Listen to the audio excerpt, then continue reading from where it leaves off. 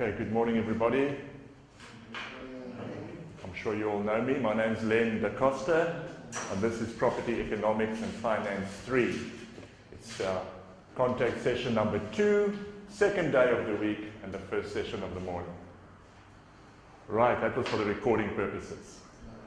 Today I want to cover and go over what you can expect in the mid-year assessment, which is in 3 weeks' time, so that you're well prepared. And I also want to revisit the calculations that we did last time, as I'm aware of a number of students that are finding some difficulty with the calculations. So, last time we went through in chapter 4, or in unit 4, there was the decision-making approaches that we covered last time. For those of you that don't have, I have some handouts in the class, and for those of you not present, you can find this module uploaded on Blackboard.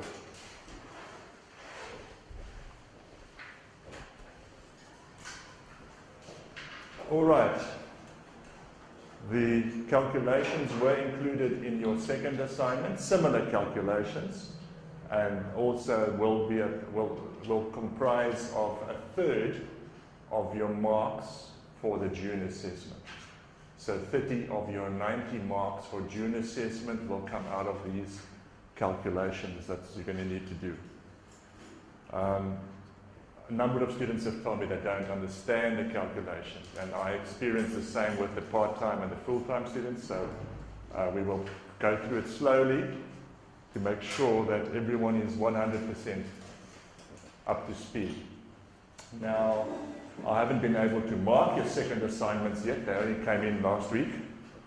I will do that as soon as possible, and then you will be able to go into your submitted assignment after it's been graded and check your marks. You'll be able to see your marks online once I have graded it in the next week or so. Okay. So Unit 4, or Chapter 4 in the textbook, deals with the decision-making approaches, which is a type of analysis carried out when considering, let's say, 2 alternative property investments, and to see which one is the most suitable, which one meets your objectives and goals. There are 6 different types of tests or analysis that we can conduct to compare the 2 properties, so that we are in the best position to select one or the other, if at all, any one of the 2. All right. The first thing, which is is to determine the payback period approach by using the net cash flow method.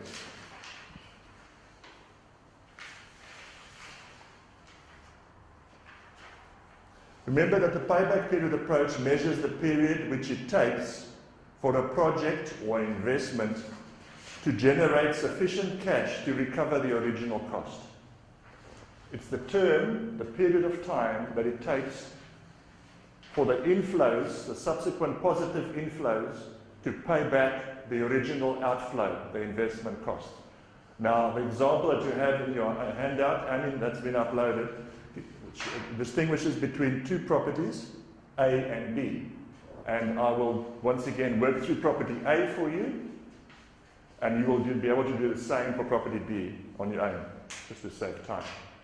The first one is the payback period approach. There are 2 types of payback period approaches that you can use in determining the term.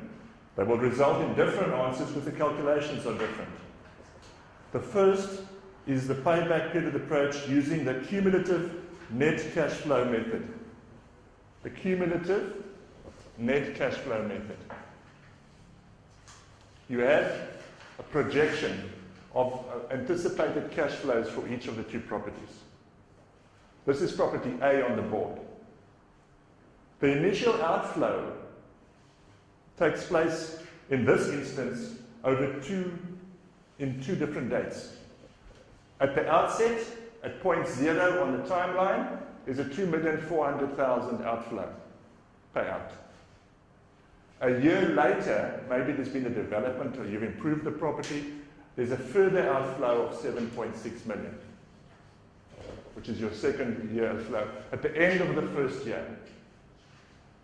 Now, in order to do this little calculation, we need to extend this all the way till the end of the projection that we have in front of us. So after year one, you've paid out 2,400,000. And then this is at the outset, and after the first year, you've paid out a net 10 million.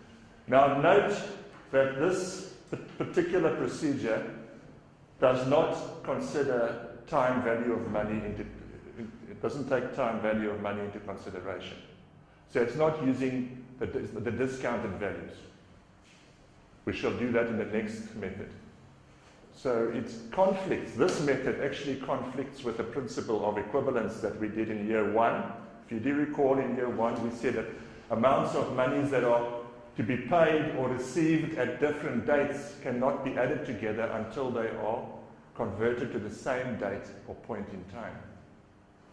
This conflicts with that, but it is used in practice as well, so I will show you this method as well. After year one, in year two, we have a positive inflow of 4,300,000, which gives you a net accumulated cash flow. Subtract the positive from the negative there, and you have a negative of 5,700,000. And you continue doing that year after year. After the third year, you're still negative of 300,000. But in the fourth year, you break even. And at the end of the fourth year, you end up with a positive 2,900,000. And at the end of the fifth year, you actually are at 4 million positive. Simply by adding them up together, you're accumulating the cash flows. Now, to determine the payback period, you do the following. Look at the year in which, the last year in which there was a negative cash flow, which would be here, 3. Can you all see that? Year 3 is the last year. So to work out the payback period, you take, I need some more space on the board, so I won't be using,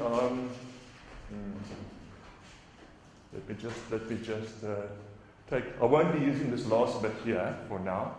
I'll take that off there, all right? And I will say the payback period is determined by saying the last year of negative was year 3, so it's 3 plus the 300,000 that was the negative, the 300,000, you divide it by the next year's positive cash flow of 3,200,000 in this instance, divided by 3,200,000. Now if you use your calculators and you divide 300,000 into 3,200,000, you get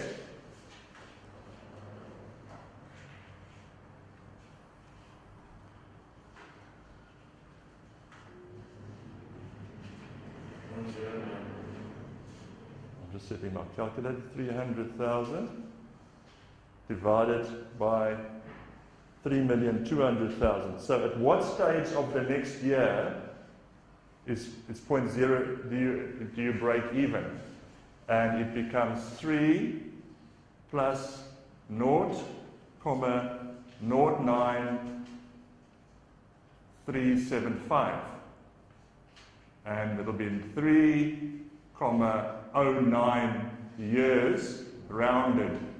Once you've rounded it, you get 3.09 years. So it will take 3 years, just over 3 years, 3.09 years to break even. And thereafter, you have a positive cash flow. That is the payback period approach. So using year 3 is the break even year. It's actually in year 4. It's beyond year 3. It's the year 3 plus. That portion is actually part of year 4. So it's more than 3 years. Because at the end of 3 years, you still have a negative. of 300,000. All right? So it's in the 4th year. Follow? Everyone follow? So that is just using the cumulative net cash flow method. I prefer to use the discounted payback period. Why? I'll show you. The discounted payback period using the cumulative net cash flow method. You are still accumulating the cash flows, but you are using discounted cash flows by using the project's cost of capital rate of interest. You see, what we're doing here is we're adding values on the timeline years apart. We're just adding them up together without taking into consideration interest. That's why when we use that method. When you use the discounted cash flow method, we move into this side of the board, and we have the same cash flows, projected cash flows on the first column, but we have an extra column now because we are discounting them. Now, I'm going to take this off the board now, if I may, on that side, because I need to use the space on the board. But you've got that down, 3.09 years, and we'll do a comparison of the two payback period results just now. Okay? So I need to take this off the board for now, because I need the space.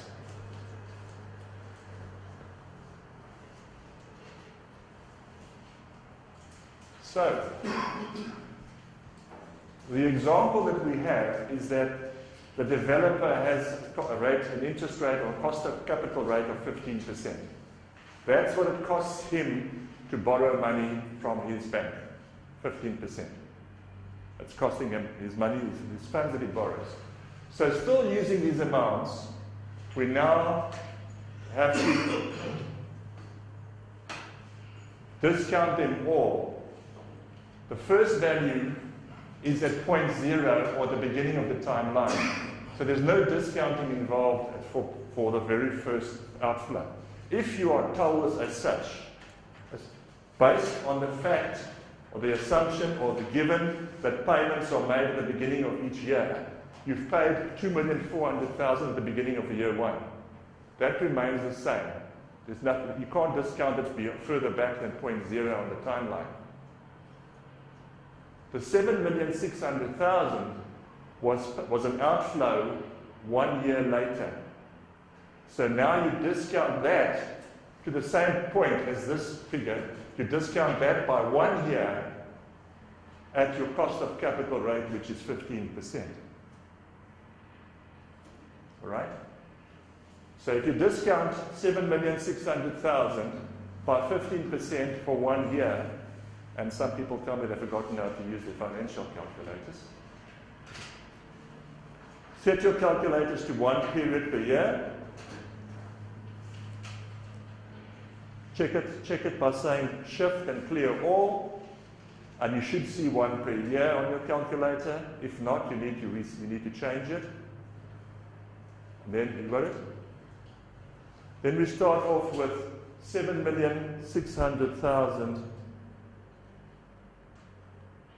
as a future value. 1 shift n, which is your term, 1 year, 1 shift n. Key in the 15%, 15 shift nominal percentage, which is your interest rate. And then ask for the present value, which will give you this figure here of 6,608,696. Got that? All of you got that? How do you change it again to 1 per year. 1 payment period per year. You say 1 shift, and per year is your payment key on your calculator. Top row, second from right. It says there in small font, per year. You're working out the present value, so your value of that 7,600,000 is a future value. It's 1 year after this point here.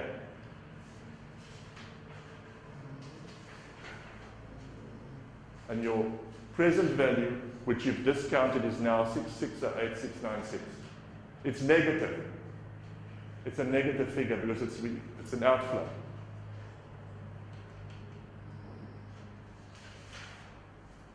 And then you simply add that to that. Adding two negatives together just gives you a negative of 9,008,696. Let me just check your setting on your calculator. Shift and clear all? Yes, yes.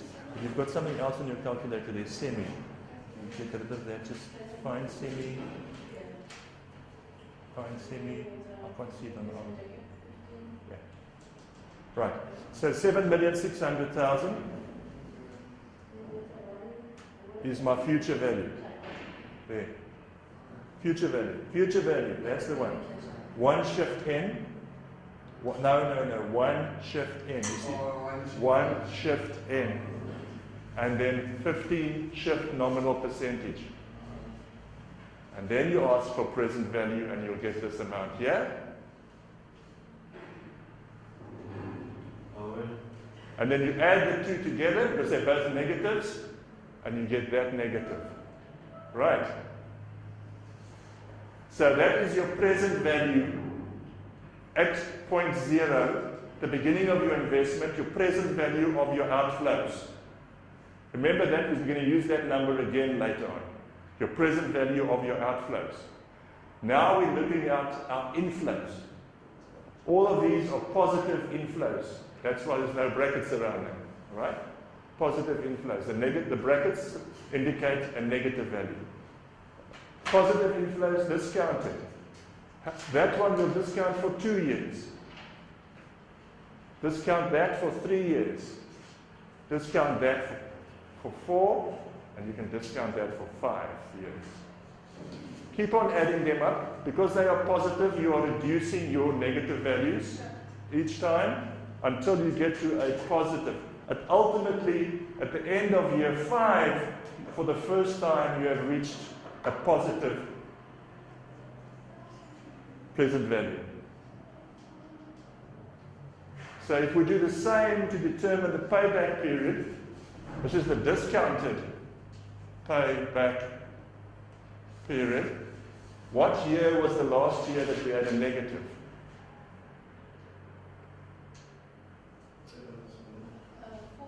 Can you see that we are now in the year 4 plus something, 4 something, no longer year 3, because we are using the discounted cash flow method.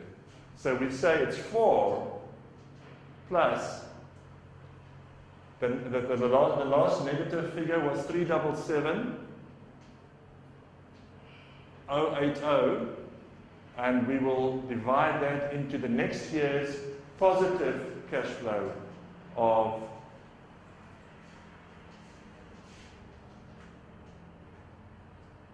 546,894.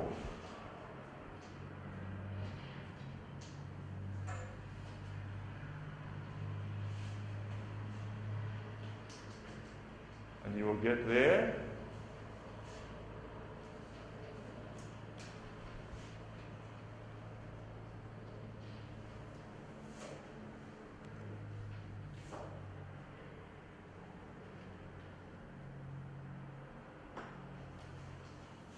$0.689493759. Rounded to 2 decimals if you wish, 4,69 years. Quite a bit longer than what the other approach gave us.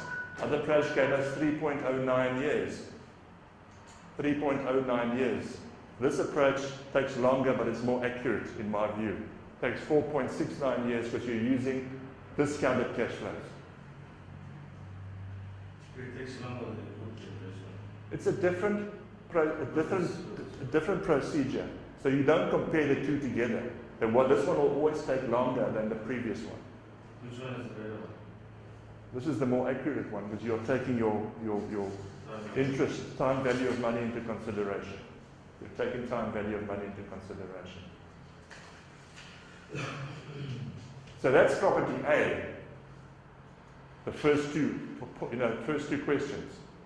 part 1, part 2 of the 6 questions that you can all be asked on this particular question. In the exam, You'll be asked all of these. yeah, but you have to work it out. And I just wanted, that's a good question, Lloyd. For the assessment, what I ask in the question is put a table at the bottom, a table. So property A, property B, and 6 answers. And I just want the answers, oh, the bottom, the summary. the summary. I just want to see the answers. All right? So you can scribble.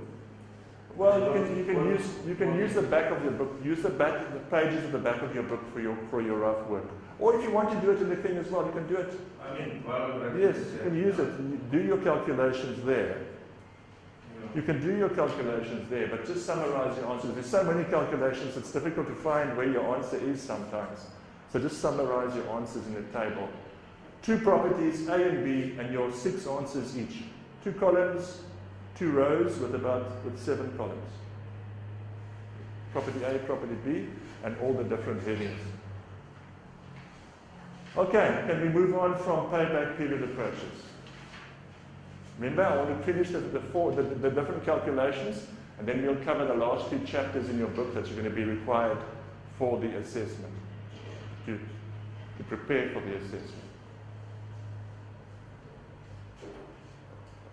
I know some of you are just copying that off the board, so I'll just give you a second. I'm going to be leaving this on the board, because there's other stuff on there, other information on there that we will be needing to use still. So I'll be leaving this right-hand side up.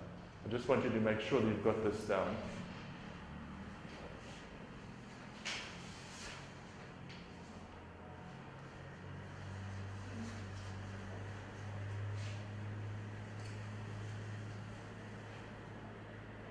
Okay, all done? Right, let me just clear the board and we can move on.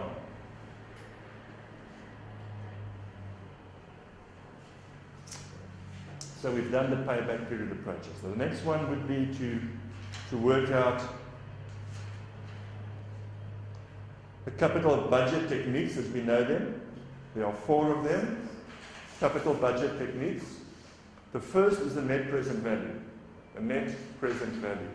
Now I've tried to explain in your handout, what I've uploaded onto Blackboard, how to do it. There are 2 ways of doing it, of getting your net present value. By doing it on the table, it's what you basically end up at the end of your forecasted cash flows. That is your net present value. Right? If you do it manually, one by one, like we've done here, you'll end up with your net present value.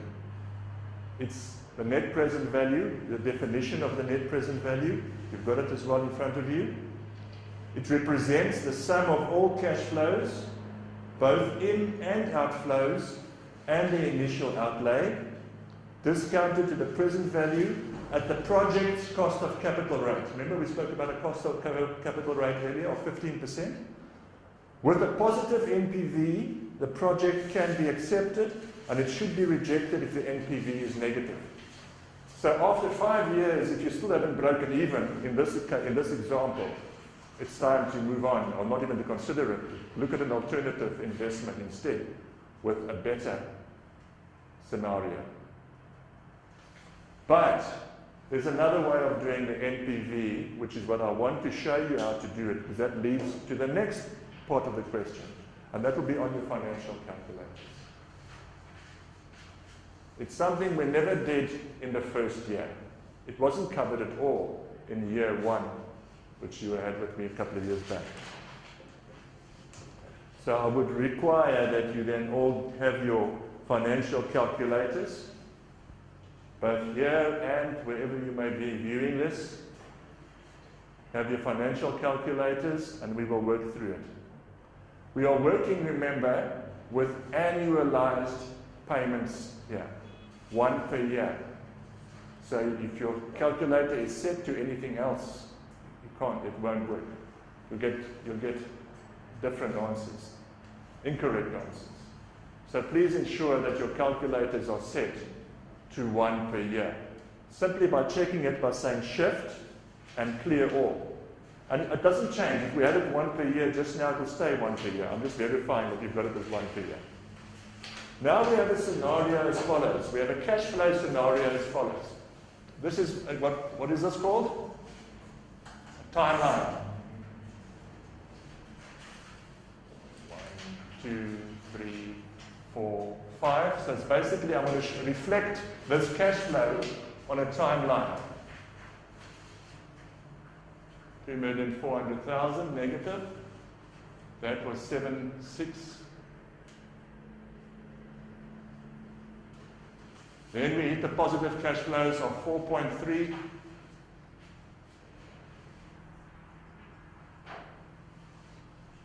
5.4 million. 3.2 million. And 1.1 million. That basically reflects what you have on your table. Right. But I'm going to show you now how to do the net present value by simply pressing keys on your financial calculator. Okay? Everybody ready? The first entry is at point 0. Can you all see that? The first payment outflow was at point 0, not at point 1. It was in advance. So if you enter now, your cost of capital is 15%. So let's say 15, enter your interest rate of 15, shift nominal percentage. 15, shift nominal percentage. Right. Everybody in the classroom comfortable with the pace that we're going at? Right, good. Your first cash flow was a negative 2.4 million. So you entered 2.4 million.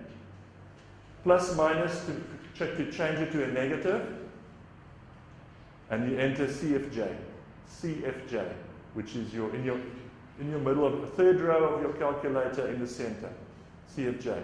And once you've done that, you will see cash flow 0, which is what we want to see because it's cash flow at point 0. Right. The next entry is 7,600,000. Plus minus, this is negative, CFJ again, and this time it will tell you cash flow 1, which is perfect, which is exactly where we want it to be, cash flow 1. And so we continue, 4,300,000, it's positive, CFJ.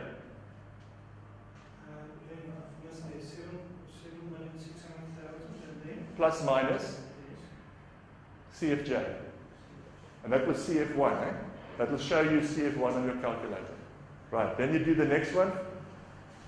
4,300,000. CFJ. 5,400,000. CFJ. It will show you CF3. The last two will be 3,200,000. CFJ, and then finally 1,100,000 CFJ. All done that. You've gone up to CF5 on your calculator. Now, simply do the following. Shift and NPV, which is your PRC key. Second row, second from the right. And you should get this figure. Wonderful. Everybody got it?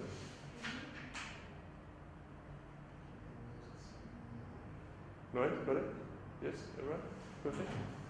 So you're verifying your NPV of, which in this case is 169,815. If you round it off, it's 815, but 814. This has also been rounded, so we have a difference of R1 because it's been of the rounding that's taken place.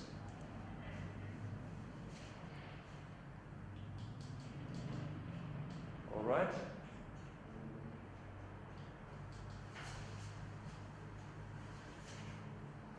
Got the job? Yes? Good. Now, don't clear your calculator. Don't clear. Keep that number on your calculator. If you've cleared, you must start again until you get that number again. because I want to go to the next step, to do the IRR. I'll show you how to get to the IRR, which is your next question. So start the process again, key it all in CFJ each time. Key your interest rate in, because then once you've cleared it, you might have cleared your interest rate as well.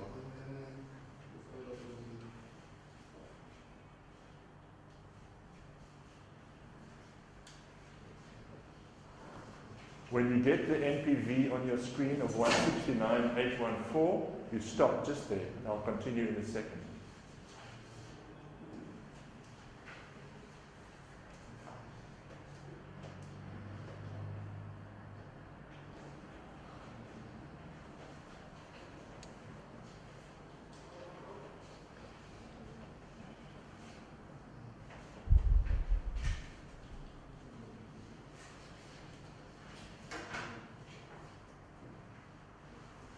So the price shift NPV after you get Yes, and then you stop.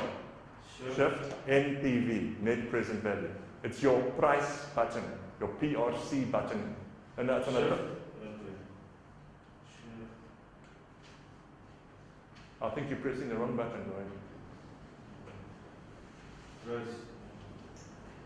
Now you must start from scratch again. No.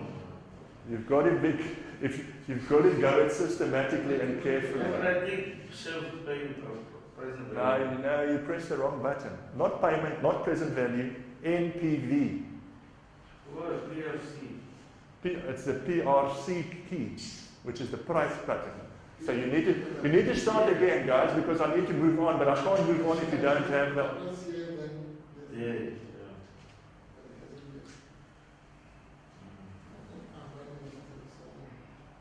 Okay, I think what we'll do is we'll just stop recording so I can wait for you to catch up for a second.